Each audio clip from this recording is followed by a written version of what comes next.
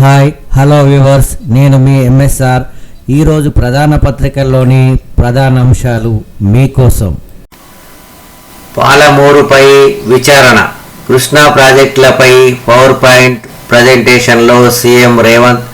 ప్రాజెక్టుకు నీటి సోర్సును మార్చడం వెనుక అవినీతి పునాదులు. సోర్స్ మార్చడానికి మంత్రివర్గ ఆమోదం లేదు. అడుగుదామంటే కేసీఆర్ సభకు రావడం లేదు. విచారణకు ఆదేశిద్దాం, మార్గదర్శకాలు సిద్ధం చేయండి అధికారులకు చెప్పా. ప్రాణహిత చేవెళ్ల తరహాలోనే పాలమూరు సోర్స్ మార్చారు. ఎవరి బాగోగుల కోసం మార్చారో విచారణకు ఆదేశించాలి.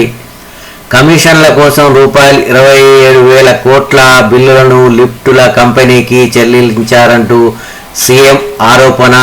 నేటి నుంచి మళ్లీ అసెంబ్లీ. కేరళలో ఎల్డీఎఫ్ యూడీఎఫ్ మధ్య ఫిక్స్డ్ మ్యాచ్. త్వరలో వారి ఆటలకు ముగింపు పలుకుదాం. తిరువనంతపురం కొత్త మేయర్ పివి రాజేష్కు అభినందనలు. వికసిత తిరువనంతపురంపై ప్రజల విశ్వాసమే బీజేపీ విజయానికి కారణం. ఎల్డీఎఫ్ యూడీఎఫ్ పాలనపై అవినీతి ఆరోపణలు.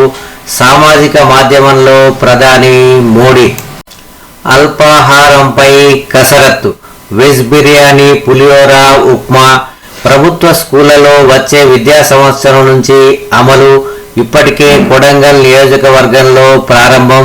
ప్రభుత్వ కాలేజీల్లోనూ మధ్యాహ్న భోజనానికి యోచన. విచారణ జరిపిస్తా. జూరాల విషయంలో కేసీఆర్, హరీష్ రావులను ఉరితీసినా తప్పులేదు.